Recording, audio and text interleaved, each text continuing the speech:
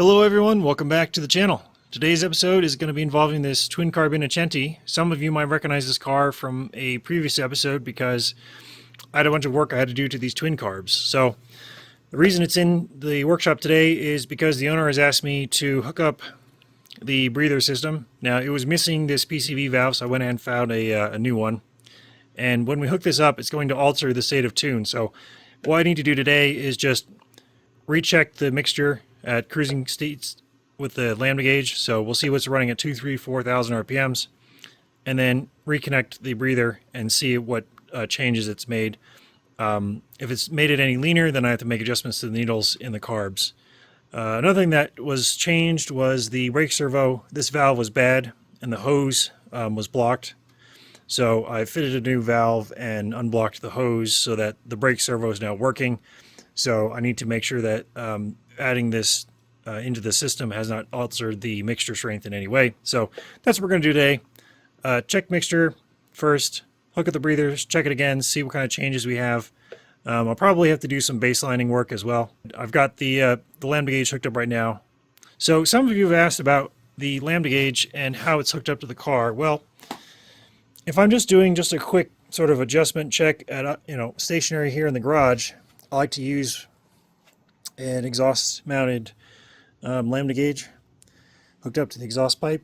Now this car actually does have a sensor port in the exhaust header, and that's what I had used to do the tuning last time, but since I'm only doing just a cursory check of the mixture, I don't need to do the driving checks. I just need to make sure that the needles haven't been affected by that breather line. So we got the car running here. It's not quite up to operating temperature just yet. It's still warming up a bit. But what we're going to do, as you can see, idle is just above 14.1, and we're about 1,000 RPMs. So I'm just going to rev it and hold it at 2,000, 3,000, and 4,000 RPM so you can see what the feeling is like.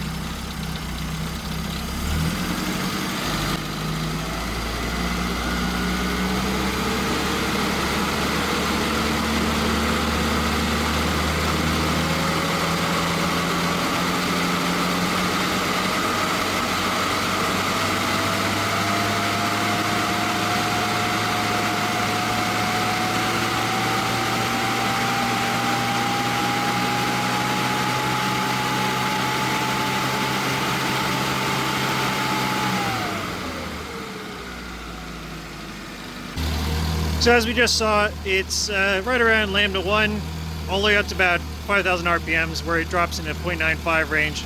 So what I'm going to do is I'm going to hook up the breather, and we'll see what kind of change we get on the mixture. So just adding the breather has added about 15% extra air to the idle. So I need to richen this up at idle, and to correct for the extra airflow that's coming in from here. Now, where the airflow is coming in, well, it's coming in from this vented cap. All the cars have this vented cap. That's where the air comes into the system. So this is working right now as it should. But before I make any adjustments to the idle, let me go ahead and redo that rev test and see where it's at the upper RPMs.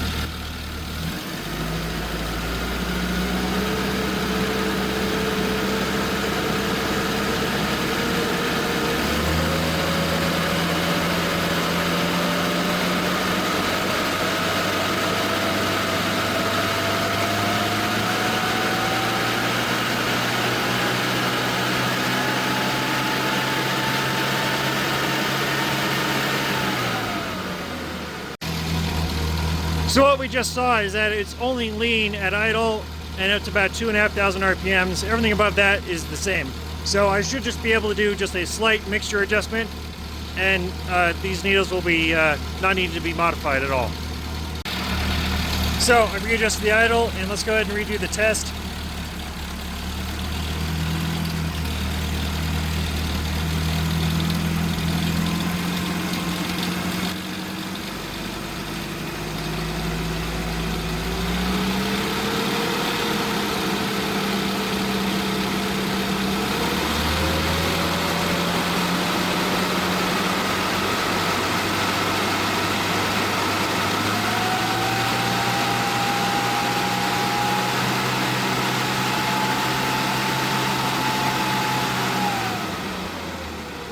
So what we just witnessed was revving the engine after making the mixture adjustments at idle and seeing that the rest of the mixture range was unaffected. So by reattaching this breather, it only affected idle to about 2,000 RPMs roughly, and then from there it seemed to not change on the profile. So all I needed to do was make a minor adjustment to the base idle mixture to compensate for the addition of the breather itself, which is great. Now, you'll notice I've taken the air filters off both carburetors because I want to make sure that the airflow is equal on both of these, since I did notice that I need to adjust the idle speed somewhat after making the mixture adjustments, and I want to make sure that they're both running equal afterwards. So I just need to use my handy, airflow meter gauge and make sure that the little red ball here is equal on this scale on both of these carbs at idle.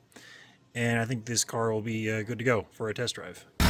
So, just checking the idle. Again, watch the red dot.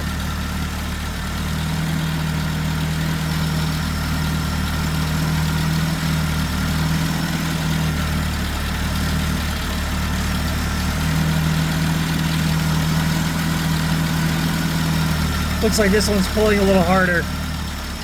So, in order for them to read equally on the airflow meter, I just need to reduce the idle speed on this rear carburetor a little bit to make it match the front one.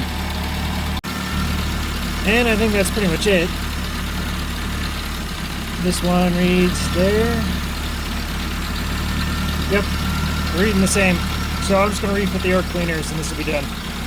So just in case you didn't know what I was doing, I was adjusting this screw, which is the idle screw, on this carburetor a little bit to reduce its airflow so that it matched the front carburetor over here.